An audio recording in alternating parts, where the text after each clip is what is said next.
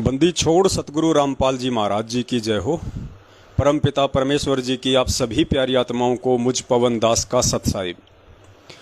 पुण्यात्माओं, दया परमपिता परमेश्वर सतगुरु रामपाल जी महाराज जी की, जिनके आशीर्वाद से एक बार पुनः लाइव साध संगति के माध्यम से हम सभी सत्सेवक भाई बहन परमपिता परमेश्वर जी की महिमा का गुणगान करने के लिए सोशल मीडिया पर आमने सामने हैं। ये इस कलयुग की बिचली पीढ़ी में सतगुरुदेव जी के अपने सत्संगों के अलावा साध संगति के रूप में दूसरी सबसे बड़ी दया है, क्योंकि साध संगति हमें परमपिता परमेश्वर जी के सत्संगों के ऊपर टिकने के लिए, उनके वचनों के ऊपर चलने के लिए और भक्ति मार्ग पर दृढ़ता के लिए बहुत ही जरूरी है। तो गुरुदेव ने दया करी आप और हम सभी के ऊपर, जो साध संगति का प्रोग्राम शुरू करवाया और साध संगति के प्रोग्राम से जुड़ के सभी भाई बहन, परमेश्वर ने 8 सितंबर 1951 को गांव धनाना, जिला सोनीपत, हरियाणा की पावन भूमि पर प्रकट होके और फिर अपनी वाणी अनुसार कि जब आवे 5505 तब ये वचन मेरा होगा साचा, वो 5505 वर्ष वाणी अनुसार परमेश्वर के सन 1997 में कंप्लीट होते हैं। और परमेश्वर उस वाणी अनुसार अपने यथार्थ 13वें कबीर पंथ की नींव डाल के आज आप और हम सभी आत्माओं को इस तत्व ज्ञान से रूबरू कर रहे हैं, परिचित करवा रहे हैं, हमें अपने निज लोक सतलोक से अवगत करवा रहे हैं। और लाखों की संख्या में आत्माओं ने परमपिता परमेश्वर को समझा, उनके आध्यात्मिक ज्ञान को समझा और अपने निज लोक सतलोक जाने की तैयारी में लगे हुए हैं। तो पुण्यात्माओं, एक बार कुछ भगत भाई बहन जुड़ जाएं, उसके बाद परमात्मा आगे की साध संगति का प्रोग्राम शुरू करवाएंगे। क्योंकि लाइव शुरू होने के बाद जैसे कोई भगत जुड़ता है तो उसको वहीं से सुनाई देता है, वहीं से दिखाई देता है। हालांकि बाद में वो वीडियो को डाउनलोड करके देख सकता है शुरू से, लेकिन 2-4 मिनट तक हम थोड़ा इंतज़ार करते हैं, तब तक परमेश्वर की कुछ और आत्माएं जुड़ जाती हैं। और आप सभी को पता है 8 सितंबर को परमपिता परमेश्वर सतगुरु रामपाल जी महाराज जी का प्रकाट्य दिवस है। क्योंकि परमेश्वर 8 सितंबर के दिन सन 1991 में भारतवर्ष की पावन भूमि पर प्रकट हुए हैं और अपने यथार्थ 13वें कबीर पंथ को चलाया है। आप और हम सभी आत्माओं को अपने ज्ञान और विधान से परिचित करवाया है। तो आप और हम सभी आत्माओं के लिए यदि इस विश्व में यदि ऐसा कोई दिन है जो खुशी का दिन होना चाहिए या उस दिन को मनाना चाहिए, तो वो केवल 8 सितंबर का दिन है कि हम नीचों के लिए वो परमात्मा सतलोक से चलकर इस मृतलोक में आए। हम नीचों के लिए वो परमात्मा एक लीला करते हैं, हमें समझाने के लिए परमात्मा तरह तरह की घटनाओं को जन्म देते हैं और हमें समझाने के लिए आज वो परमात्मा हिसार जेल में बैठे हुए हैं कि किस प्रकार से एक सुयोग्य भगत को, एक सतगुरु सेवक को अपने सतगुरु के वचनों के ऊपर दृढ़ रहना है, अपने सतगुरु के प्रत्येक वचन पर विश्वास करते हुए भक्ति मार्ग पर चलना है। जिस प्रकार से 17 फरवरी 1988 को स्वामी रामदेवानंद जी महाराज जी से लीलामय तरीके से नाम दीक्षा लेकर सतगुरु रामपाल जी महाराज जी ने एक सुयोग्य शिष्य होने की भूमिका हमें करके दिखाई और उसी भूमिका के अंतर्गत आज वो परमात्मा हिसार जेल में बैठे हुए हैं और अपने संघर्षशील जीवन को दर्शाते हुए आज आप और हम सभी भाई बहनों के सामने एक उदाहरण पेश कर रहे हैं कि अध्यात्म में आने के बाद और सतगुरु की पहचान होने के बाद चाहे कितनी ही तुम्हारी परीक्षा हो, चाहे कितने ही तुम्हारे ऊपर दुख, तकलीफ, संकट आए, काल तुम्हें किसी भी तरह की घटनाओं को अंजाम देके तोड़ने की कोशिश करे, अपने सतगुरु के प्रति और इस भक्ति के प्रति तुम्हारे मन में चाहे वो शंकाएं पैदा करें या कोशिश करें, लेकिन तुमने अपने गुरुदेव के ऊपर, अपने परमेश्वर के ऊपर दृढ़ विश्वास बनाए रखना है। और ये दृढ़ विश्वास तभी कायम रह सकता है जब हम सतगुरु की पहचान कर लेंगे, जब हम सतगुरु की परख कर लेंगे, और सतगुरु की पहचान और परख आम जीव के बस की बात नहीं है, या यूं कह लीजिए किसी भी जीव के बस की बात नहीं है, क्योंकि सृष्टि में सभी के सभी आम जीव हैं सिवाय उस परमपिता परमेश्वर के जो सतगुरु रूप में आते हैं। तो उन्हीं के आशीर्वाद से हम उनकी पहचान थोड़ी बहुत कर पाने में सक्षम होते हैं। और जब पहचान हमें हो जाती है कि हाँ ये सतगुरु पूर्ण है, उसके बाद पुण्यात्माओं सिर धड़की बाजी लगाने का ये भक्ति मार्ग है।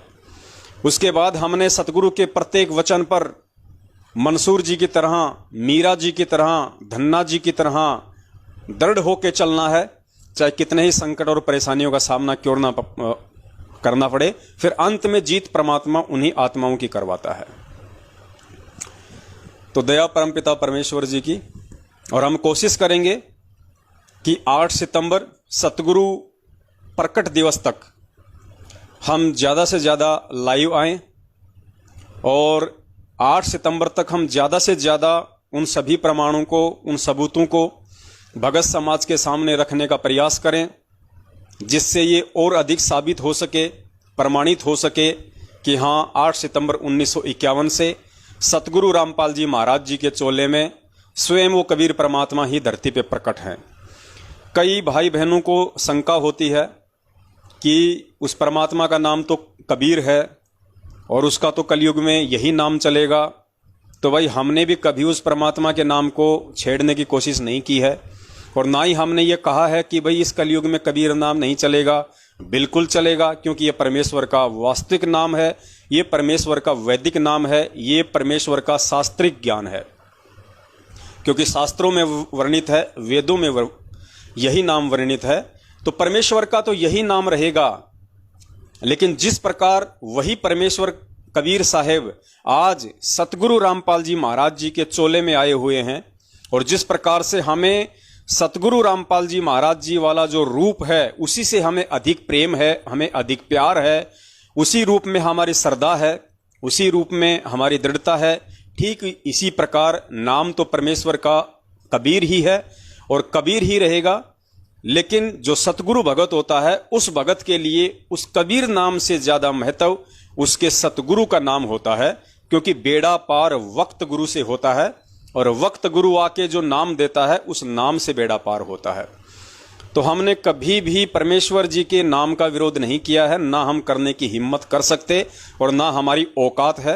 यह तो उन भाई बहनों की व्यर्थ की चिंता है जो सतगुरु को ना पहचान पाने के चलते, और हम सत्सेवकों से थोड़ी बहुत ईर्ष्या रखते हैं, तो मन में इस तरह की खरपतवार उनके आती रहती हैं। फिर वो कहते हैं कि भैया तुम कबीर प्रकट दिवस क्यों नहीं मनाते 8 सितंबर को? गुरुजी भी तो कबीर हैं। तो भाई हमने तो मना किया नहीं कि 8 सितंबर को कबीर जी का प्रकट दिवस नहीं हो सकता। हम तो ये कहते हैं कि कबीर जी का असली प्रकट दिवस ही 8 सितंबर है। अब आप चाहे उसको सतगुरु प्रकट दिवस कह लीजिए, आप चाहे उसको कबीर प्रकट दिवस कह लीजिए, बात एक ही है। क्योंकि हमने केवल 650 साल पहले वाली या उससे पहले परमात्मा जिन जिन अवतारों में आए हैं, जिन जिन रूपों में आए हैं, वो फोटो हमारे किसी काम की नहीं है। आज से पहले परमेश्वर के जितने भी स्वरूप हैं, एक वर्तमान संत रामपाल जी महाराज वाले स्वरूप को छोड़ के, उनके अलावा उनका कोई भी स्वरूप, कोई भी फोटो हमारे किसी काम की नहीं है। तो हमने तो केवल फोटो को रिजेक्ट किया है कि वो फोटोएं हमारे किसी काम की नहीं है। और वो जो फोटो हैं, जैसा हम देखते हैं दाढ़ी मूछ वाला रूप, उस रूप को तो काल भगवान ने मांग रखा है। यानी उस रूप में तो वो कभी भी आके किसी भी जीव को भ्रमित कर सकता है। ये उसके पास में पावर है, उसने वरदान लिया हुआ है। आपको पिछले वीडियो में परमात्मा का वो सत्संग भी सुनाया था, आज भी सुना देंगे यदि टॉपिक आया तो दया परमात्मा की। तो 8 सितंबर को चाहे आप सतगुरु प्रगट दिवस कह लीजिए, चाहे उसको कबीर प्रगट दिवस कह लीजिए, बात एक ही है। ये तो खाली सोच का फर्क है। तो पुण्यात्माओं, अब हो क्या रहा है कि सतलोक आश्रम मैनेजमेंट हरियाणा भी अपनी पिछले वर्ष की जो करनी थी, कौन सी करनी? इन्होंने जो 8 सितंबर को सतगुरु रामपाल जी महाराज जी का जन्म दिवस मनाया था, सरेआम इन्होंने पीले पर्चे संगत में डाले थे, ऑडियो संगत में डाली थी, और बाकायदा इन्होंने 8 सितंबर के दिन 2 या 3 घंटे का एक सत्संग भी चलाया था साधना टीवी चैनल पे, दिन के 9 से 12 बजे तक, और सभी भगत भाई बहनों से उस अविनाशी परमात्मा का जन्मदिन मनवाया था, जन्म दिवस मनवाया था। तो 1 साल होने को आ रहा है। बहुत सारी बातें हुई संगत में, सत्सेवकों से परमात्मा ने बहुत सारे सबूत और प्रमाण डलवाए, जिनसे यह साबित हो गया कि सतगुरु अविनाशी है, वो स्वयंभू है, वो प्रकट होता है। और सतगुरु का जन्म दिवस मनाने वाला अंत में कुत्ते की योनि में जाता है। ढेरों प्रमाण देखने के बाद इस 1 साल के दौरान अब इन लोगों को अंदर ही अंदर शर्म महसूस हो रही है।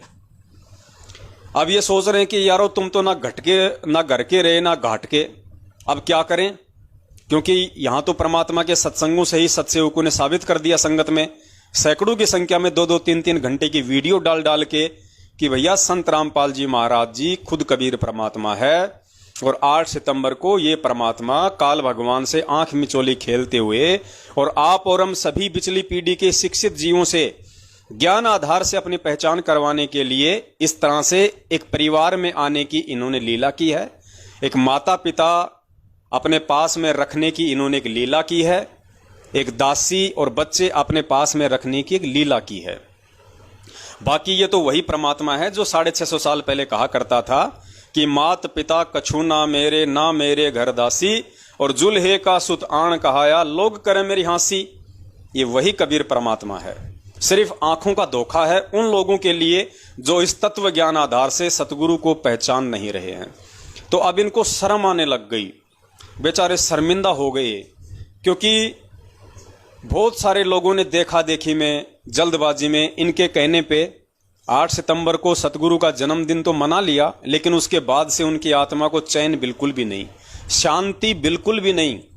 हमेशा 1 साल से वो यही सोचते आ रहे हैं, हे परमात्मा दोबारा कब से 8 सितंबर आवे, और कब से हमने जो इन कुकर्मियों के बहकाव में आके उस अविनाशी परमात्मा का जन्मदिन मनाने की महागलती की थी, कब हम गुरुदेव से माफी मांग के पुनः 8 सितंबर को उनका प्रकट दिवस मना के अपनी उस भूल को सुधारें और परमात्मा हमें क्षमा करे।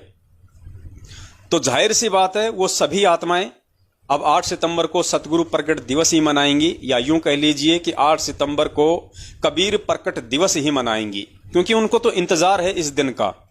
भले ही वो सामने आके स्पष्ट रूप से नहीं कह रही हैं किसी भी कारण से, लेकिन अंदर ही अंदर ये चिंता उनको घुन की तरह खाए जा रही थी। और अब मात्र 28-29 दिन बचे हुए हैं। उन आत्माओं को बड़ी खुशी है कि अब की बार तो कम से कम इस सतलोक आश्रम मैनेजमेंट हरियाणा वालों के बहकाव में आके हम ऐसा कुकर्म करने से बचेंगे। और जैसा कि सत्सेवकों ने ये प्रमाणित किया है, और ये शाश्वत सत्य भी है कि वो परमात्मा स्वयं ही सतलोक से चल के आता है, वो परमात्मा स्वयं ही एक भगत की भूमिका करता है, स्वयं ही परमात्मा सतगुरु की भूमिका करता है, तत्वदर्शी संत की भूमिका करता है, और अपने द्वारा रची गई सृष्टि को वो कबीर परमेश्वर स्वयं ही भिन्न भिन्न रूपों में आके यहाँ पे प्रचारित करता है, लोगों को समझाता है। क्योंकि वैसे भी परमात्मा सृष्टि रचना में कहते हैं कि समर्थ का काम उसी को साजे, और करे तो डूंडा बाजे। डूंडा यानी मूर्ख बाजे। समर्थ का काम कोई जीव नहीं कर सकता है, 21 ब्रह्मांड का स्वामी नहीं कर सकता। आप और हम जैसे 2 कौड़ी के जीवों की तो औकात क्या है। लेकिन इतनी सी राहत वो परमात्मा अपने बच्चों के अच्छे कर्म बनाने के लिए जरूर दे देता है, सेवा के रूप में, कि करे करावे साइया मन में लहर उठाव, दादू सिर दर जीव के आप बगल हो जाए। दादू जी ने कहा था कि वो परमात्मा अपने भगत के, अपने बच्चों के शुभ कर्म बनवाने के लिए और अपनी रजा से, अपनी तरफ से प्रेरणा करके उनसे कुछ ऐसे अच्छे और शुभ कर्म करवा देता है जिससे उन पुण्यात्माओं के अच्छे कर्म बनते हैं। तो पुण्यात्माओं, काफी संख्या में भगत भाई बहन जुड़ रहे हैं दया परमेश्वर की। तो अब हम शुरू करते हैं आज का लाइव साध संगति का ये प्रोग्राम। और शुरुआत हमारी यहीं से है कि अब इनको शर्म आने लग गई है बहुत बुरी तरीके से। और अब की बार सतलोक आश्रम मैनेजमेंट हरियाणा की इस कमेटी ने अपने सभी स्टेट कोऑर्डिनेटर और अन्य जितने भी महापुरुष हैं, जो पहुंची हुई हस्तियां हैं, उन सभी ने मिलकर एक मीटिंग की है। और उस मीटिंग में इन्होंने ये निर्णय लिया है कि भैया ये ये जो जन्म दिवस वाला जो नाम है इसको हटाओ। अगर ये जन्म दिवस या जन्मदिन वाला नाम नहीं हटाया तो आने वाले समय में जो पीढ़ियां हैं वो धिक्कारेंगी हमें, और हम तो चलो मर जाएंगे, शरीर छोड़ जाएंगे, लेकिन हमारे जो बच्चे होंगे उनको लोग बोलने नहीं देंगे कि देख तेरे दादा के कुकर्म, देख तेरे बाप के कुकर्म, इतने साल तक गुरुजी की शरण में रहा और उन्हें समझ नहीं पाया, जन्मदिन मना दिया भगवान का। तो अब इनको शर्म आने लग गई है।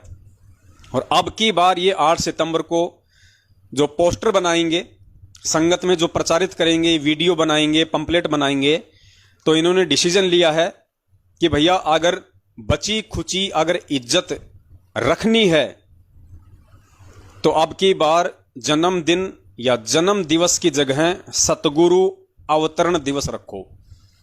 प्रकट दिवस तो हम नहीं मनाएंगे क्योंकि हम काल के एजेंट हैं, हम उनको प्रकट हुआ तो नहीं मानेंगे, लेकिन हम उनका अवतरण दिवस मनाएंगे।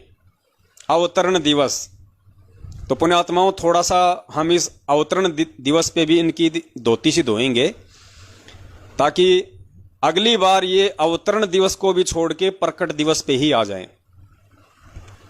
तो पुण्यात्माओं, अब मेरा इन तमाम सतलोक आश्रम मैनेजमेंट हरियाणा वालों से एक छोटा सा सवाल है, और मैं उम्मीद करूंगा कि इनका कोई भी जो गणमान्य महापुरुष है वो इस लाइव साध संगति की वीडियो के बाद जरूर मेरे इस सवाल का जवाब देगा जो मैं सार्वजनिक तौर पे इनसे पूछ रहा हूं।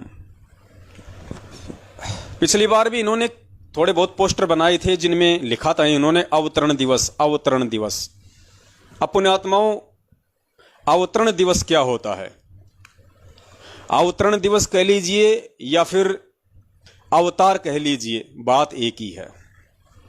तो गुरुजी ने हमें जो अवतार की जो परिभाषा बताई है वो परिभाषा ये बताई कि ऊपर के लोकों से जो आत्माएं आती हैं उनको कहते हैं अवतार।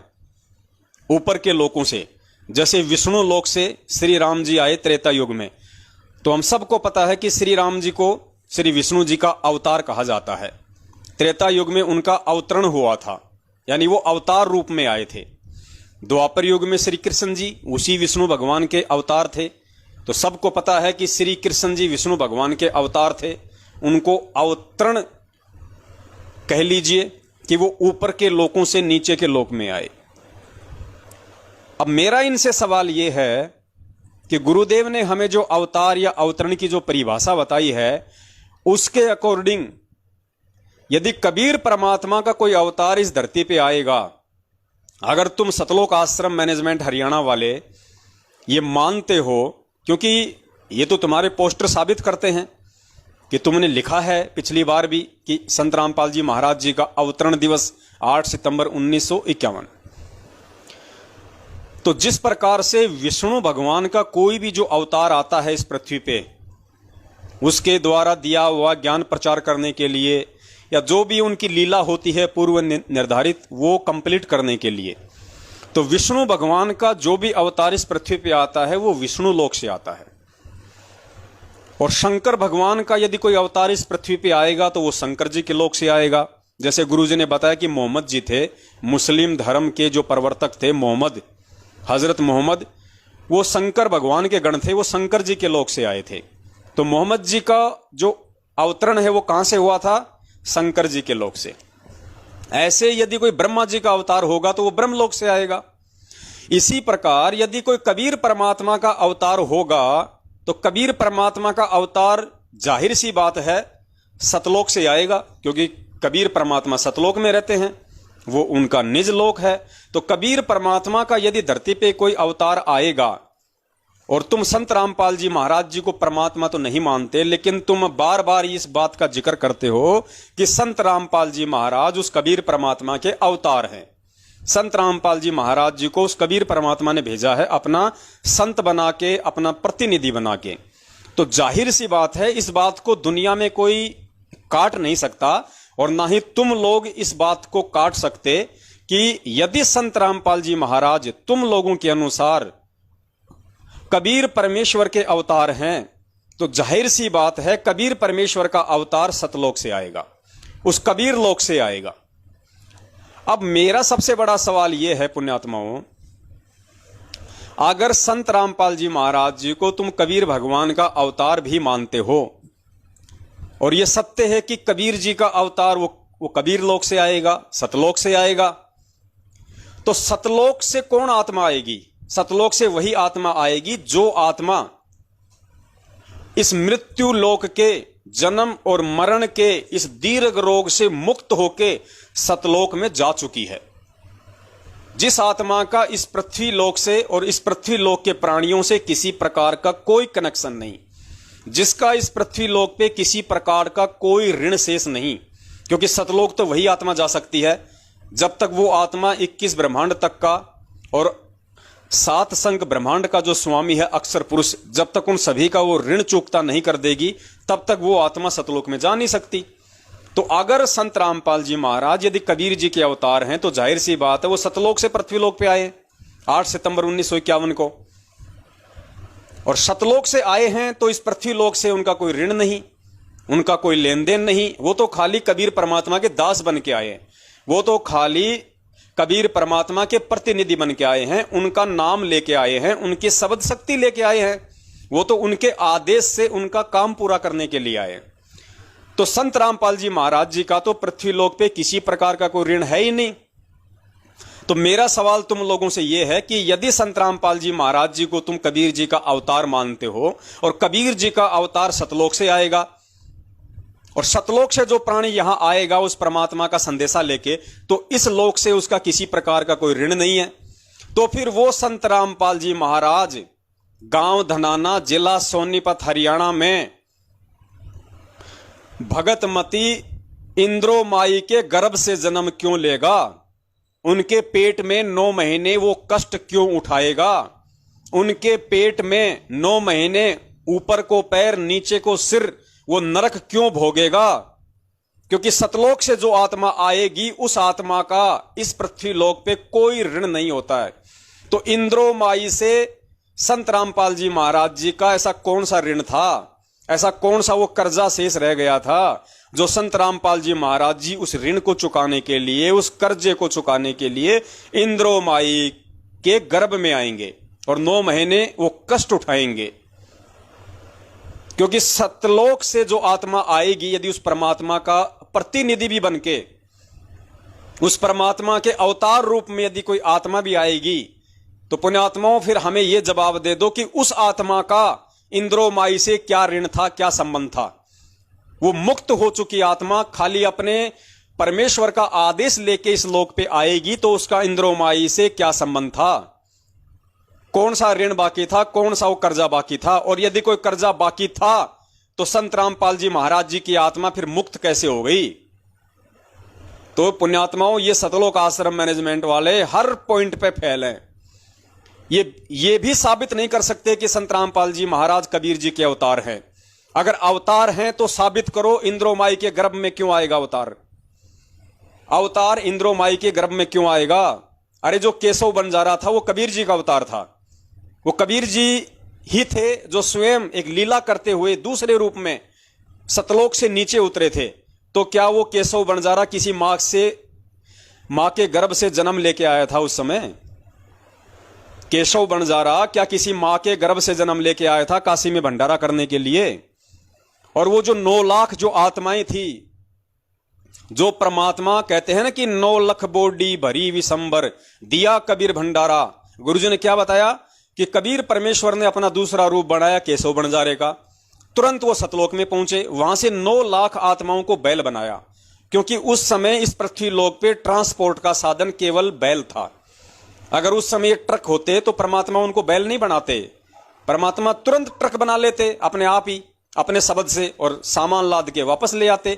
तो उस समय ट्रांसपोर्टेशन का कोई साधन था नहीं, केवल बैलगाड़ियों से या बैलों से होता था। तो परमेश्वर ने उन सतलोक वाली आत्माओं को बैल बनाया। ये परमेश्वर के गुणों में है, ये परमेश्वर के पास में पावर है, शब्द शक्ति है। वो चाहे तो आत्मा का पत्थर बना दे, चाहे तो बैल बना दे, बैल से वापस परमेश्वर उसको सतलोक में बैठा दे। तो गुरुजी ने क्या कहा कि वो 9 लाख आत्माएं सतलोक से परमात्मा लेके आए थे, वो बैल बन के आई थी। और उसके बाद में जो सेवादार थे, जितने भी सेवादार थे, वो सारे के सारे सेवादार भी परमात्मा सतलोक से लेके आए थे। और उनकी पहचान बताई परमात्मा ने कि वो जितने भी सेवादार थे उन सब के जो पैर थे वो जमीन से 1 फुट ऊपर थे। किसी भी प्राणी का जो सेवादार बन के आए थे जो सतलोक से, एक का भी पैर जमीन को नहीं छू रहा था। उसका रीजन बताया गुरुजी ने कि ये ऐसा गंदा लोक है कि पृथ्वी ऊपर पग जो धार है वो करोड़ जीव एक दिन में मारा है। एक दिन में 1 करोड़ जीव मरते हैं हमारे से, जब हम रोजी रोटी के लिए अपने घर से बाहर निकलते हैं।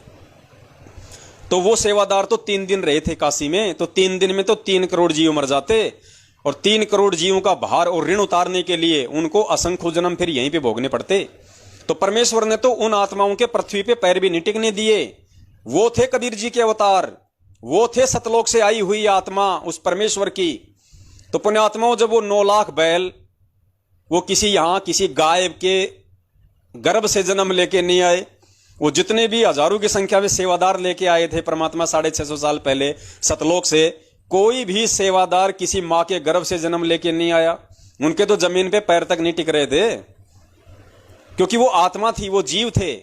अगर उनके पैर जमीन पे टिक जाते तो उन पे यहां का जो कर्म विधान है वो लागू हो जाता।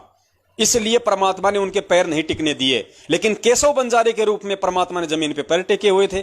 खुद वो कबीर परमात्मा 120 साल तक रहा, उसने जमीन पे पैर टेके हुए थे, क्योंकि ये इस पृथ्वी लोक के जो ये विधान है, जो ये कर्म है, ये उस परमेश्वर पे लागू नहीं है, बाकी हर जीव पे लागू है, हर आत्मा पे लागू है। तो सतलोक से तो वो आत्मा आई थी उस परमात्मा की। तुम कहते हो कि संत रामपाल जी महाराज जी कबीर जी के अवतार हैं। अरे कबीर जी के अवतार भी, यानी वो आत्माएं भी काशी में आई थी 650 साल पहले, जिनके परमात्मा ने पृथ्वी पे पैर नहीं टिकने दिए। क्यों नहीं टिकने दिए? क्योंकि उन पे वो कर्म लागू हो जाता, क्योंकि वो जीव थे, वो आत्माएं थी। लेकिन परमेश्वर ने केशव बंजारे के रूप में जमीन पे पैर टेके, और खुद वो कबीर परमात्मा तो टिकाया था। तो भाई, यदि संत रामपाल जी महाराज जी कोई आत्मा होती उस कबीर परमात्मा की भेजी हुई, तो अब आप समझ सकते हो कि आत्मा इस पृथ्वी लोक पे उस परमात्मा का काम नहीं कर सकती। आत्मा तो खुद यहां पे ऋण संबंधों में बन जाएगी, काल भगवान उसको जकड़ लेगा। तो इसलिए यदि तुम अपने इज्जत बचाव के लिए, अगर तुम अब की बार 8 सितंबर को ये अवतरण दिवस का भी बहाना गढ़ोगे कि संत रामपाल जी महाराज तो कबीर जी के अवतार हैं, उनका अवतरण दिवस मनाएंगे, तो यहां भी तुम फेल हो जाओगे भाई। तुम्हारे पास जवाब नहीं है, तुम्हारे पास देने के लिए जवाब नहीं है। तुमसे बच्चा सवाल करेगा कि रे नालायको, तुमने इतने दिनों से क्या आध्यात्मिक ज्ञान समझा? अगर कबीर जी के अवतार संत रामपाल जी महाराज हैं, तो अवतार तो सतलोक से आएगा कबीर जी का। कबीर जी का अवतार कोई विष्णु लोक से तो आएगा नहीं, कबीर जी का अवतार है तो सतलोक से आएगा। अब सतलोक से आएगा तो इंद्रोमाई के गर्भ से क्यों आएगा? मुझे यह बता दो, इंद्रोमाई से उसका कौन सा ऋण शेष रह गया था? और शेष रह गया था तो वो आत्मा सतलोक कैसे गई और सतलोक पहुंच गई और परमेश्वर के आदेश से आई है, तो उसका इंद्रोमाई से क्या ऋण है? तुम गोल गोल घूमते रहोगे, तुम्हारे को 7 जन्मों में इस सवाल का जवाब नहीं मिलेगा। क्योंकि इस सवाल का जवाब यदि किसी को लेना है तो उसने संत रामपाल जी महाराज जी को ही परमात्मा मानना पड़ेगा, संत रामपाल जी महाराज जी को ही कबीर परमेश्वर मानना पड़ेगा, और संत रामपाल जी महाराज जी को ही 8 सितंबर 1951 के दिन गांव धनाना, जिला सोनीपत, हरियाणा में भगत नंदराम जाट और इंद्रोमाई के पेट से नहीं, उनके गर्भ से नहीं, एक लीलामय रूप में परमेश्वर ने प्रकट होके, और परमेश्वर ने यह दिखलाया कि भगवान समर्थ है, वो किसी भी विधि से आ सकता है। जैसे 300 वर्ष पहले ठीक इसी प्रोसीजर से, माता पिता वाली प्रोसीजर से, एक जाट परिवार से, एक किसान परिवार से, एक शादी वाली प्रोसीजर से, वो कबीर परमेश्वर गरीबदास जी महाराज जी के रूप में आया। और पुण्यात्माओं, ये गरीबदास जी महाराज जी के रूप में जो परमात्मा आए थे, ये सिर्फ और सिर्फ आज आप और हमें ये दृढ़ता देने के लिए, आप और हमें ये विश्वास दिलाने के लिए कि परमात्मा जब चाहे जिस रूप में, जिस लीलामय तरीके से प्रकट हो सकता है। वो समर्थ है, वो कुछ भी कर सकता है, लेकिन उसके प्रकट होने की लीला को केवल उसके अपने जो हीरे मोती लाल हैं वही समझ पाएंगे, जिनके लिए वो परमात्मा इस पृथ्वी लोक पे आता है।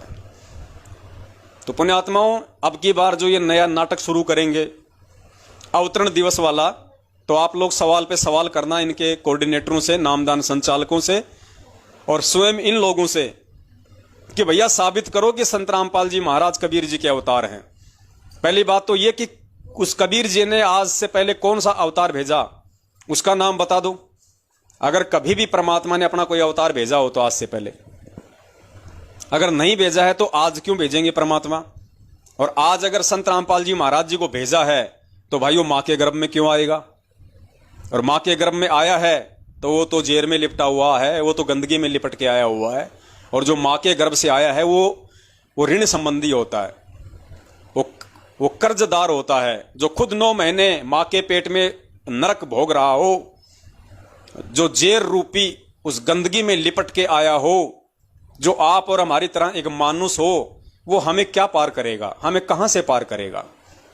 तो इनसे सवाल करो पुण्यात्माओं, अगर इनकी आंखें खुल जाएं तो इनका अवतरण दिवस मनाना भी फैल।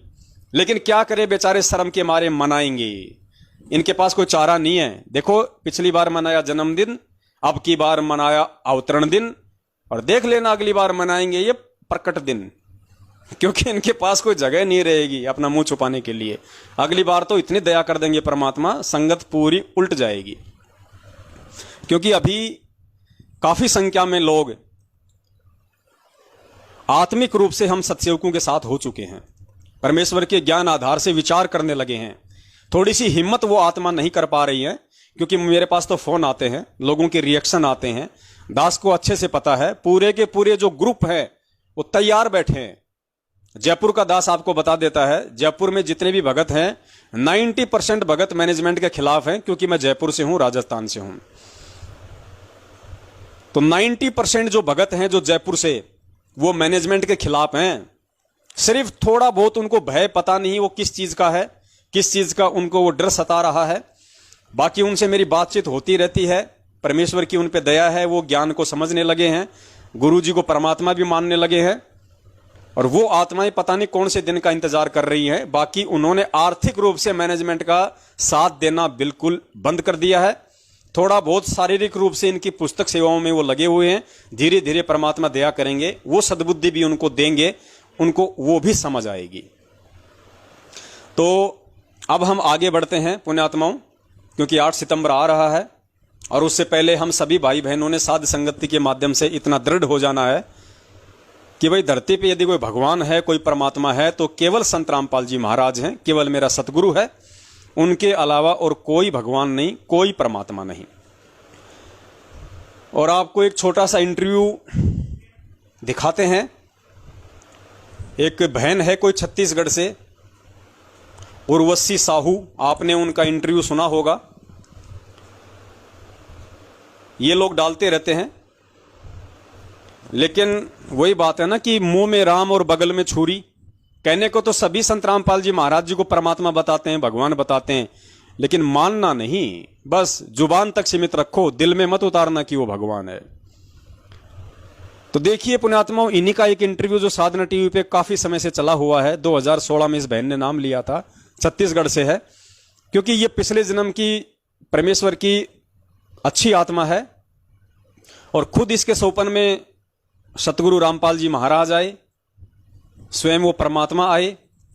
क्योंकि देखो, जिसकी जैसी आस्था होगी, जिसकी जैसी श्रद्धा होगी, यदि आप उस दाढ़ी मूंछ वाली फोटो को ही कबीर भगवान मानेंगे, आप ये मानेंगे कि ये फोटो मेरा उद्धार करेगी, ये फोटो ही भगवान है, तो आपको वो परमात्मा फोटो के रूप में ही दर्शन देगा।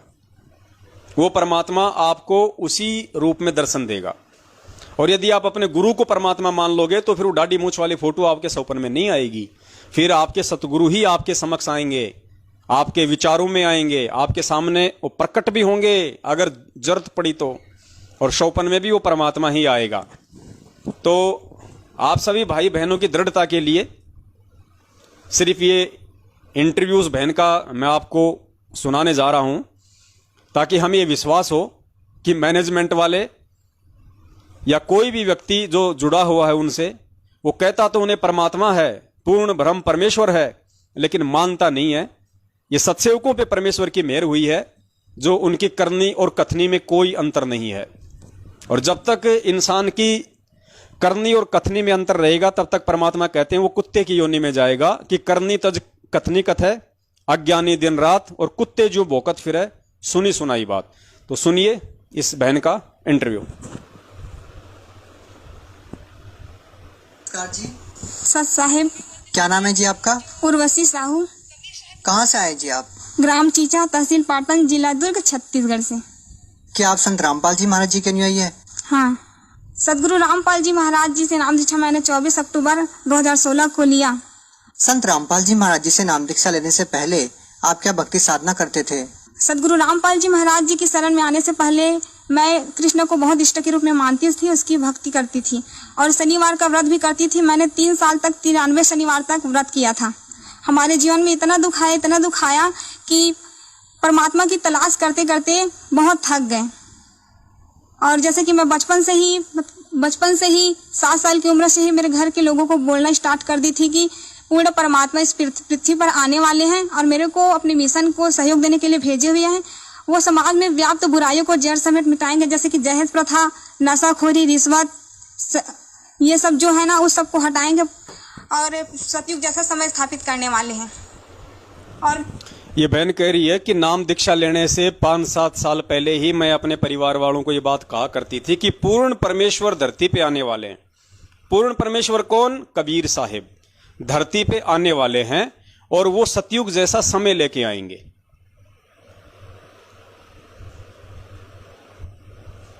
जो ये है वो समाज में व्याप्त बुराइयों को जड़ समेत मिटाएंगे, जैसे कि दहेज प्रथा, नशाखोरी, रिश्वत, ये सब जो है ना उस सब को हटाएंगे और सतयुग जैसा समय स्थापित करने वाले हैं। और मेरे को 2016 में भी मिलने वाला है, ये भी बताया था। क्या आपको समय की जानकारी थी? आपको जो महापुरुष जिसके बारे में आप बचपन से अपने परिवार वालों को बताते रहे हैं वो आपको कब मिलेंगे? क्या आपको कोई जानकारी थी?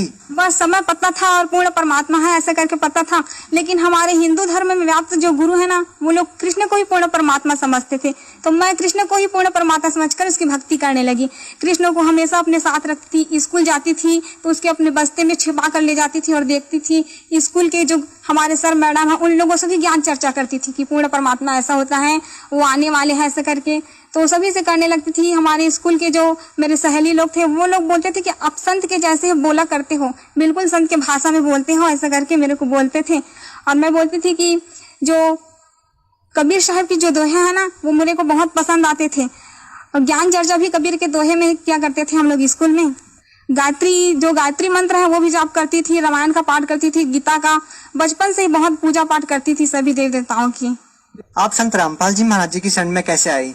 वो क्या है, संत रामपाल जी महाराज जी की शरण में सबसे पहले जब मेरा कॉलेज में एडमिशन नहीं हो रहा था तो मैं बहुत दुखी थी। उसके बाद कॉलेज से आई और वो साल मेरे से कम परसेंट वाले को दिए थे फॉर्म, लेकिन मेरे को नहीं दे रहे थे। तभी मैंने सोचा कि ये पूर्ण परमात्मा हो ही नहीं सकते कृष्ण। अगर पूर्ण परमात्मा होते तो मेरे साथ ये नहीं होता। बहुत हमारे जीवन में बहुत दुख आया, बहुत रोए हम लोग बहुत। जैसे कि मैं कोई अगर मार्ग में चलती थी तो दूसरे जो चले हैं तो उसी मार्ग में कुछ नहीं रहता था, और अगर मैं चली जाती थी उसी मार्ग में तो बहुत काटा सा था। तो मैं जस्ट आई कॉलेज से, उसके बाद दोपहर को सो गई, थोड़ा सा नींद आया। उसके बाद सदगुरु रामपाल जी महाराज जी मेरे सपने में आए। अब आगे थोड़ा ध्यान से सुनना पुण्यात्माओं, क्योंकि ये पिछले जन्मों की अच्छी आत्मा है परमात्मा की, और परमेश्वर तो अपनी आत्मा के सदा साथ ही रहते हैं। जैसे नाम दीक्षा लिए बिना वो परमात्मा मीराबाई जी के साथ थे, धन्ना जी के साथ में थे, परमात्मा द्रौपदी के साथ में थे, प्रहलाद भगत के साथ में थे। तो आज तो परमात्मा की धरती पे अनगणित विशेष आत्माएं आई हुई हैं। तो आज तो परमेश्वर लाखों चमत्कार करेगा अपनी आत्माओं को दृढ़ता प्रदान करने के लिए, उनको भक्ति मार्ग पे लगाए रखने के लिए। तो अब ये बहन जिक्र कर रही है जिसने 2016 में नाम दीक्षा ली थी, अब ये आगे जिक्र कर रही है कि सतगुरु रामपाल जी महाराज मेरे सौपन में आए और वो साधारण वेशभूषा में थे, और संत तो वो सब पाखंड के। उसके बाद सदगुरु रामपाल जी महाराज जी मेरे सपने में आए और वो साधारण वेशभूषा में थे, और संत तो वो सब पाखंड के जैसे कि जटा, 90 नाखून और बाल बढ़ाए, दाढ़ी लंबी, वो सब थे। लेकिन संत रामपाल जी महाराज जी के ऐसे नहीं थे। तो मैं बोली मेरे मम्मी को बोली कि मम्मी एक आए थे एक संत, लेकिन वो बोल रहे थे मेरे को कि आपका एडमिशन हो जाएगा बेटा, आप चिंता मत करना। लेकिन मैं जानती भी नहीं थी वो संत है, लेकिन आत्मा जो है परमात्मा को पहचान लेती थी, लेकिन मेरी आत्मा ने पहचान लिया कि वो संत ही हैं। उसके बाद मेरी मौसी थी एक, तो वो बोली कि मेरे गुरु जी हैं संत रामपाल जी महाराज जी, आप भी उससे नाम दीक्षा ले लो। तो मैं बोली कि वो आपके गुरु नहीं है, वो तो मेरे भी गुरु हैं, वो तो मैं वो तो उससे भी मैं भी नाम दीक्षा लूंगी ऐसे करके, और जीवन से बहुत हार चुकी थी। तो संत रामपाल, तब तक तो आपको नाम पता ही नहीं था जब आपकी मौसी जी ने आपको बताया कि मेरे गुरुजी संत रामपाल जी महाराज हैं, लेकिन तब तक तो आप जानते ही नहीं थे कि ये संत रामपाल जी महाराज जी हैं। तो आपने अपनी मौसी जी से ये कैसे कहा कि ये मेरे भी गुरु हैं?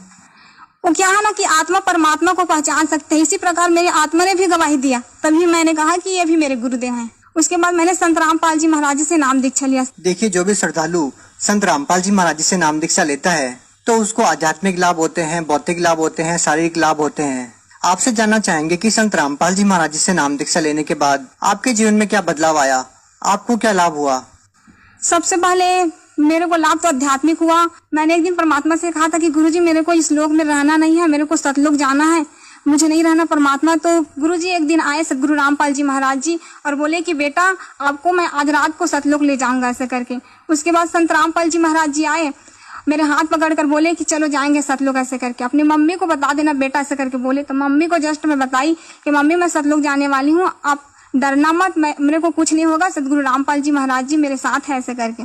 क्या उस टाइम पे आपके माता पिता ने या आपके घर वालों ने संत रामपाल जी महाराज से नाम दीक्षा ले रखी थी? जी हाँ, संत रामपाल जी महाराज जी से मेरे परिवार वालों ने, मेरी मम्मी ने भी नामदान लिया था। उसके बाद क्या होता है? उसके बाद गुरुजी आए और मेरे हाथ पकड़ कर ले गए। उसके बाद हम लोग पहुंचे काली रंजन का लोग जहाँ पर आए, वहां पर मैंने कहा कि गुरुजी मेरे को काल से बहुत डर लगता है, मैं नहीं देखूंगी उसको, ऐसे करके आंख बंद कर ली। और सदगुरु रामपाल जी महाराज जी ने कहा कि बेटा आप चिंता मत करो, मैं आपके साथ हूँ। उसके बाद हम लोग त्रिकुटी पे आए, त्रिकुटी पे परीक्षा हुआ वहां पर, तो सदगुरु रामपाल जी महाराज जी वहां छुप गए। उसके बाद जो बहुत सारे देवी देवता है ना, अपने अपने लोगों का प्रलोभन लेकर मेरे पास आए। बहुत बाजार जैसा था, वहां पर बहुत सारे प्रलोभन दे रहे थे मेरे को कि आपको ये पद दूंगा ऐसा करके। लेकिन मैंने कहा कि नहीं, मेरे को कुछ भी नहीं चाहिए। बहुत रोई, नहीं मेरे को नहीं चाहिए, मेरे को तो पूर्ण परमात्मा चाहिए, मेरे सदगुरु रामपाल जी महाराज जी चाहिए। उसके बाद सदगुरु रामपाल जी महाराज जी को मैंने बहुत ढूंढा। उसके बाद एक कोने में सदगुरु रामपाल जी महाराज जी मेरे को दिखे। उसके बाद दौड़ते दौड़ते गई और परमात्मा को रोते रोते गले से लगा ली कि गुरुजी आप मेरे को चाहिए, बस दुनिया की कोई चीज नहीं चाहिए, परमात्मा बस मैं आपको चाहती हूँ और कुछ भी नहीं चाहिए मेरे को।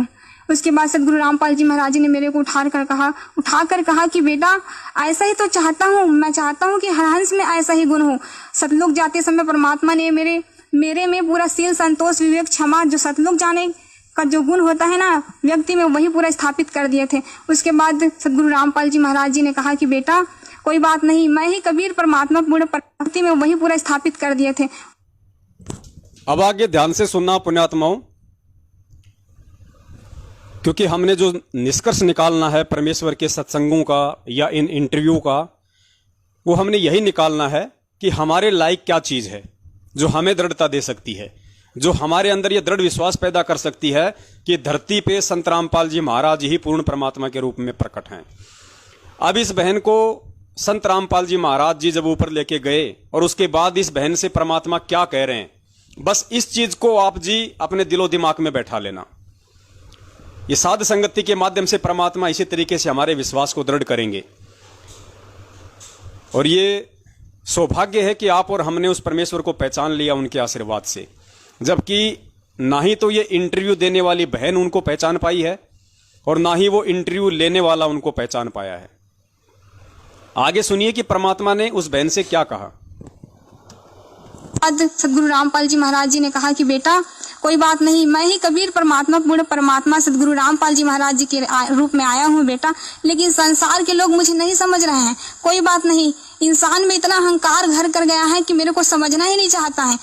मैं ही पूर्ण परमात्मा सदगुरु रामपाल जी महाराज के रूप में आया हूँ, जिसने असंख्य ब्रह्मांड की रचना की है, और मेरे बिना इंसान एक तिनका भी नहीं उठा सकते, लेकिन इतना अहंकार है कि इंसान मुझको समझना ही नहीं चाहता है।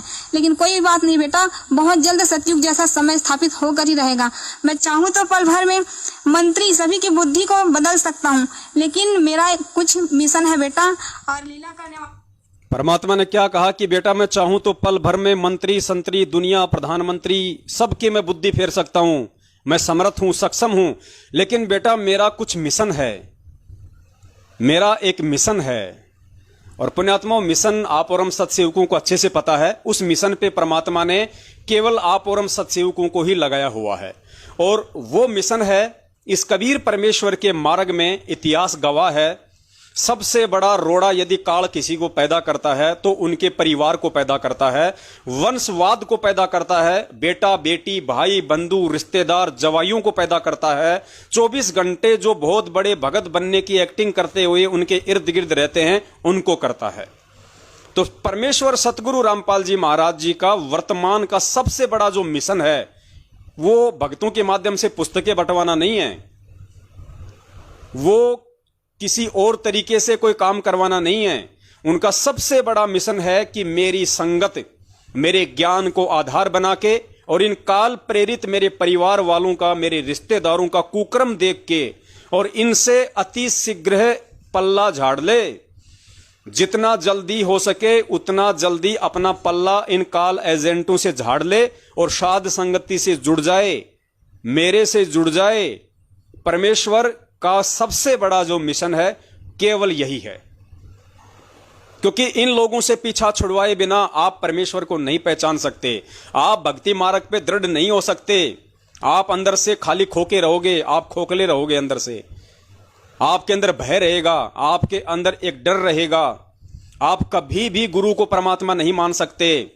अगर आपने मान भी लिया तो आप इनके डर से, इनके भय से आप उनका प्रकट दिवस नहीं मना सकते। ज्ञान आधार से आप इनसे सवाल नहीं कर सकते, आपके अंदर भय रहेगा। आप इनके किसी भी उल्टे सीधे आदेश को मानने से मना नहीं कर सकते जब तक आप इन काल प्रेरित लोगों की संगति में रहोगे। सबसे बड़ा जो मिशन है परमात्मा का, और जेल जाने का मुख्य कारण भी यदि परमेश्वर का है तो सबसे बड़ा कारण एक ही है, बाकी तो परमेश्वर एक तीर से अनेकों शिकार करते। जेल जाने के पीछे उनके बहुत सारे उनके रीजन हैं, मकसद हैं, लेकिन सबसे बड़ा जो रीजन है वो है उनकी जो संगत है, उनके जो भगत हैं अभी तक जितने भी उनसे जुड़ चुके हैं 15-20 लाख, उन सब की ज्ञान आधार से आंखें खोलना और उनके अंतःकरण में इस बात को जमाना कि अगर सतलोक जाना है, अगर मुझ सतगुरु की प्राप्ति करनी है तो तुमने ज्ञान को आधार बनाना पड़ेगा और तुमने ज्ञान आधार से मुझे कबीर परमेश्वर के रूप में देखना पड़ेगा। और हमने उनको ज्ञान आधार से परमात्मा माना या नहीं माना, हमने उनको सतगुरु रूप में आए हुए परमात्मा के रूप में माना या नहीं माना, स्वीकार किया या नहीं किया, उसका सबसे बड़ा जो प्रमाण होगा वो होगा सतगुरु का प्रकट दिवस मनाना। यानी जो आत्मा इस ज्ञान को आधार बना के बिना किसी डर और दबाव से, हर तरीके से, हर बंधनों से स्वतंत्र होके जब 8 सितंबर को अपने पूज्य गुरुदेव का प्रकट दिवस मनाएगी तो ये स्वतः साबित हो जाएगा, ये सिद्ध हो जाएगा कि उस आत्मा ने संत रामपाल जी महाराज जी को पूर्ण ब्रह्म परमेश्वर मान लिया है। देखो, ये 8 सितंबर को प्रकट दिवस मनाने से, खाली प्रकट दिवस ही मनाने से हम कोई पार नहीं हो जाएंगे। ये प्रकट दिवस मनाना तो एक बहाना है उस परमेश्वर के लिए। असल में वो परमेश्वर इसकी आड़ में ये देखना चाहता है कि कितनी आत्माएं मुझे पहचान पाई हैं, क्योंकि प्रकट दिवस मनाने की हिम्मत वही आत्मा करेगी जो आत्मा गुरु को परमात्मा मान चुकी होगी। ये पहचान है। इस कलयुग की पिछली पीढ़ी में गुरु को परमात्मा आपने माना या नहीं माना है, या 650 साल पहले की तरह खाली मुंह में राम और बगल में छुरी वाला काम था कि गुरुजी हम तो आपको परमात्मा ही मानते हैं, हम तो आपको भगवान ही मानते हैं। और मालिक को पता था कि तुम मुझे परमात्मा मानते हो या भगवान मानते हो, और उसकी परमात्मा ने एक छोटी सी परख की थी। हमारी स्थिति से परमात्मा ने हमको ही रूबरू करवा दिया। एक ऐसी लीला की छोटी सी हाथी पे बैठने की, हम सब की हेकड़ी निकल गई। उनको कितनों ने परमात्मा माना, आज हमें मालूम पड़ गया 64 के 64 लाख फेल हो गए। तो वो स्थिति आज है, वही स्थिति आज है। परमेश्वर को तो मालूम है कि लाखों की संगत में से कितनी आत्माएं मुझे परमात्मा के रूप में देख चुकी हैं, जान चुकी हैं, पहचान चुकी हैं, और कितनी आत्माएं हैं जो केवल मुझे एक संत मानती हैं, केवल मुझे अपना गुरु मानती हैं, इससे ज्यादा नहीं मानती हैं, लेकिन दिखावा करती हैं बंदी छोड़ के जयकारे लगाने की, सतगुरु कहने की। बंदी छोड़ सतगुरु रामपाल जी महाराज की जय। और बंदी छोड़ की परिभाषा का उनको मालूम नहीं है कि बंदी छोड़ की डेफिनेशन क्या होती है। तो परमेश्वर ने हमारी स्थिति हमारे सामने रखनी चाहिए, उसके लिए परमेश्वर ने ये लीला की और ये साध संगति का प्रोग्राम चलवाया।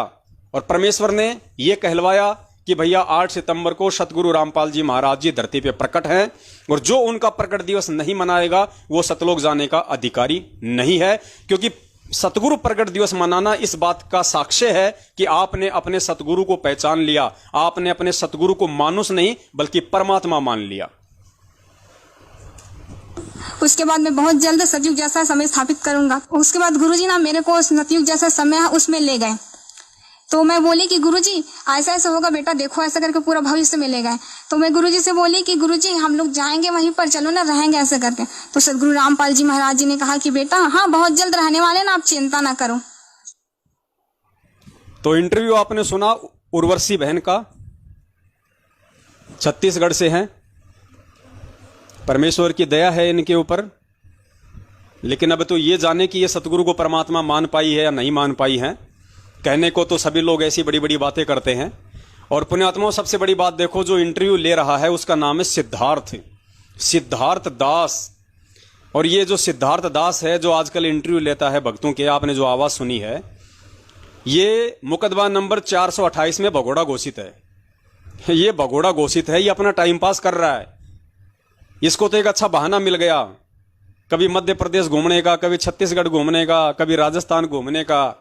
ये मुकदमा नंबर 428 में भगोड़ा घोषित है और ये अपना टाइम पास कर रहा है। इसको मतलब नहीं है कि कोई संत गुरु रामपाल जी महाराज जी को परमात्मा बता रहा है या जीव बता रहा है, या वो परमात्मा है या नहीं है।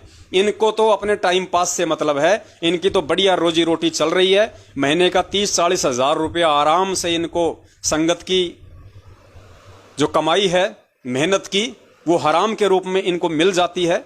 अच्छा खासा इनका धंधा पानी चल रहा है, इससे ज्यादा इनको कोई मतलब नहीं है। अरे इंसान है, सतगुरु का भगत है, सामने तेरी बहन क्या बोल रही है कि खुद संत रामपाल जी महाराज जी कह रहे हैं कि बेटा मैं ही कबीर परमात्मा हूं, पूर्ण ब्रह्म परमेश्वर हूं, और लोग अहंकार के चलते मुझे पहचान नहीं पा रहे। अब वो अहंकार वाला इशारा परमात्मा कहां कर रहा है? वो अहंकार वाला इशारा परमात्मा मैनेजमेंट की तरफ कर रहा है कि ये अहंकार ग्रस्त मान बढ़ाई के भूखे जीव मुझे पहचान नहीं रहे। जीव में इतना अहंकार समा गया। अरे दुनिया के लिए परमात्मा क्या कहेंगे? जिनको नाम दीक्षा दे दी, जो उनके भगत बन गए, आज उनमें इतनी मान बढ़ाई और अहंकार है, तो दुनिया से हम क्या उम्मीद करें कि दुनिया उनको भगवान मान ले?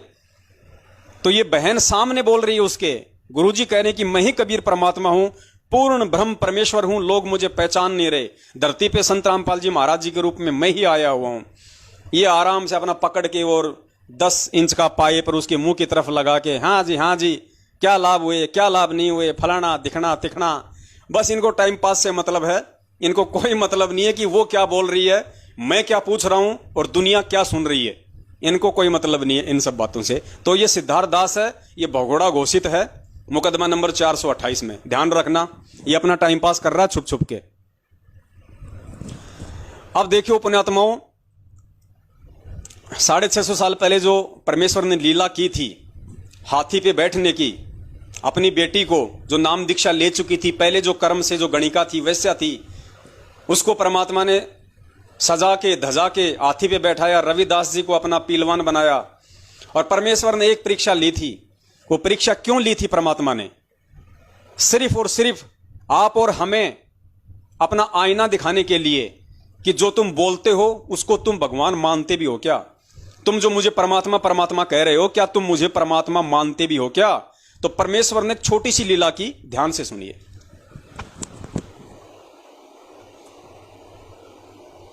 ने देखना चाहा कि ये मेरे विचारों को से कितने परिचित हैं, के अंदर कोई दृढ़ता भी है जो ये बोलते हैं कि हम तो मोक्ष चाहते हैं, हम आपके अतिरिक्त किसी को नहीं चाहते हैं, आप हमारे परमात्मा हो, आपसे हमें वो सुख मिले हैं जो हमें कहीं पर भी प्राप्त नहीं हुए थे। ऊपरले मन से कह रहे हैं या इनके अंदर भी कोई स्थान है? ये परीक्षा लेने के लिए परमात्मा ने, कबीर परमेश्वर ने लीला की थी। क्या परीक्षा लेने के लिए परमात्मा ने लीला की थी? कि ये भोली आत्माएं जो मुझे परमात्मा परमात्मा कहती हैं कि जी हम तो मोक्ष ही चाहते हैं, आप हमारे परमात्मा हो। तो परमेश्वर ने ये देखना चाहा कि ये मुझे ऊपरले मन से ही परमात्मा कहते हैं या इनके अंदर भी कोई जगह है। इस बात की परीक्षा लेने के लिए, इस बात की जांच करने के लिए परमात्मा ने छोटी सी परीक्षा ली थी, और उस परीक्षा में हमारा क्या हुआ हम सभी अच्छे से जानते हैं। और सुनिए परमपिता परमेश्वर जी के मुख कमल से। लेकिन उस समय उन पीरों ने, मुल्लाओं और काजियों ने, ब्राह्मणों ने, ऋषियों ने, नकली संतों ने, कबीर अशिक्षित है, ये किसी भी भाषा से परिचित नहीं है, इसलिए ये पुराणों या वेदों या गीता जी के और वेदों के विषय में जो कह रहा है ये बिल्कुल निराधार है। इसलिए हम अनजानों को, क्योंकि हम शिक्षित नहीं थे, उनकी इन बातों को सत्य मान लिया कि सचमुच कबीर जी अशिक्षित हैं, बाकी शक्ति बहुत है इनमें, क्योंकि हमें लाभ हो रहा है, सिद्ध पुरुष है। ऐसे हमने उस भगवान को पहचाना नहीं, और वो हम उनके साथ ज्ञान आधार से नहीं लगे थे, अपने सुख के कारण लगे थे, लाभ के कारण लगे थे, जो सांसारिक लाभ ही हम चाह रहे थे, जिस कारण से हम फेल हो गए थे। क्योंकि परमात्मा ने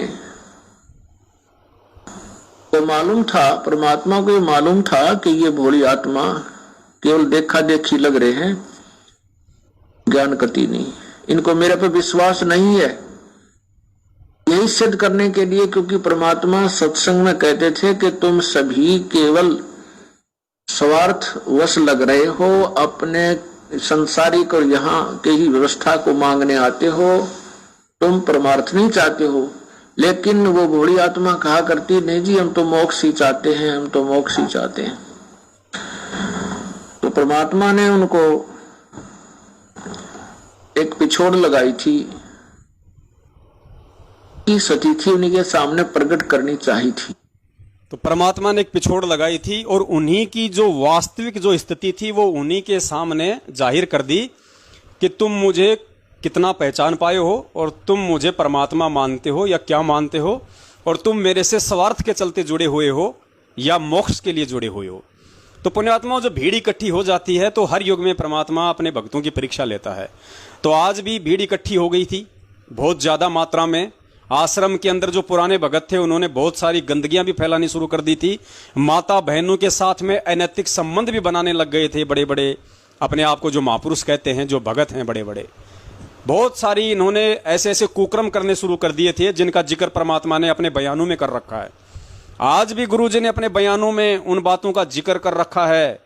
जब पुलिस वालों ने पूछा कि आश्रम में ये गलत काम महिलाओं के साथ ये किसने किए, तो गुरुजी ने स्पष्ट रूप से अपने बयान में इस बात का जिक्र कर रखा है कि मैंने नहीं किए। तो पुलिस वालों ने कहा फिर किसने किए, तो गुरुजी ने कहा कि सेवादार और समिति वालों ने।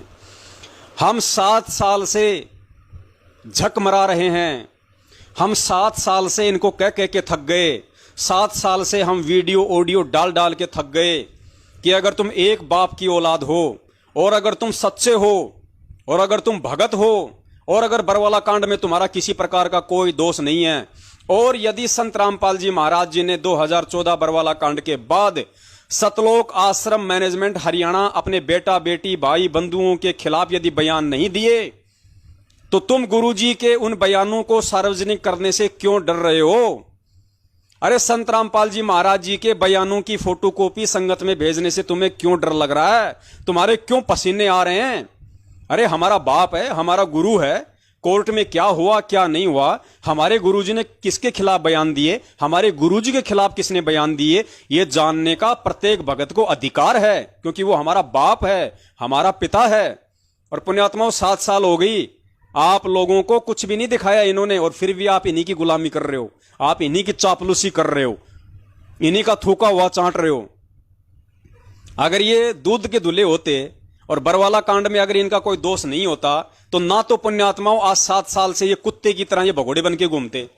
ये कुत्ते की तरह, परमात्मा कहता है ना, कुत्ता कारण फिरे टूका कारण फिरे कुकरा घर घर 70 घर फिरावे, टूका कारण फिरे कुकरा 70 घर फिरावे। तो ये तो उस कुत्ते से भी बदतर हैं जो रोटी के टुकड़ों के चलते पिछले 7 साल से भगोड़े बन के दर दर भटक रहे हैं। अगर ये सच्चे होते तो ना तो ये भगोड़े बन के घूमते और ना ही पुण्यात्माओं ये गुरुजी के बयानों को सार्वजनिक करने से डरते। आज तक इन्होंने गुरुजी का एक भी बयान संगत में वायरल नहीं किया, ना इनके वकीलों ने किया, क्योंकि सबके सब दोषी हैं, सबके सब ये भ्रष्टाचारी लोग हैं। ये जितने भी वकील कर रखे हैं इन लोगों ने अपने बचाव के लिए कर रखे हैं। अरे बरवाला कांड करवाया मैनेजमेंट ने, महेंद्र भगोड़े ने, वकील कर रखे महेंद्र भगोड़े ने। तो बताओ वो वकील महेंद्र भगोड़े का बचाव करेंगे या गुरुजी का बचाव करेंगे? अगर तुम बिल्ली को दूध की रखवाली के लिए छोड़ोगे तो बिल्ली उसकी रक्षा करेगी या खुद अपना पेट भरेगी? तो संगत को तो ऐसे मूर्ख बना गया 7 साल से।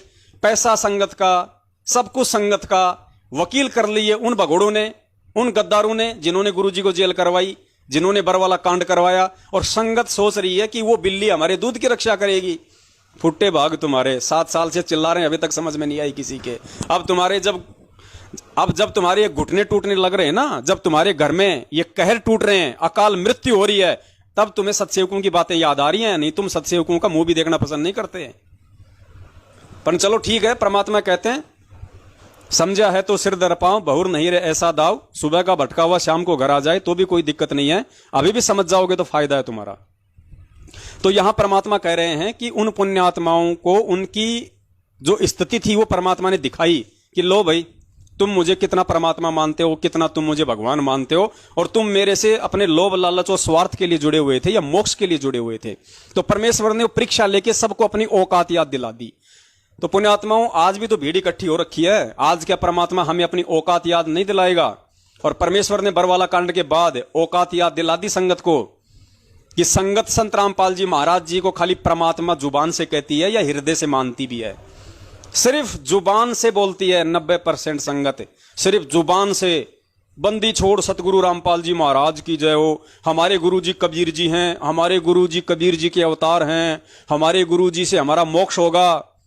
अरे वो बात तो ठीक है, गुरु जी से ही मोक्ष होगा, लेकिन तुम कितना मान पाए गुरु जी को? ये तुम्हारी परीक्षा 7 साल से चल रही थी।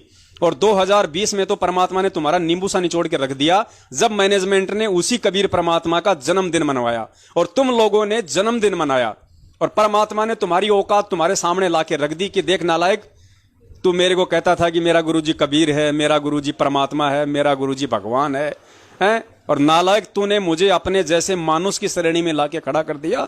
मेरा जन्मदिन मना के मुझे मां के पेट से आया हुआ तूने साबित कर दिया मेरा जन्मदिन मना के।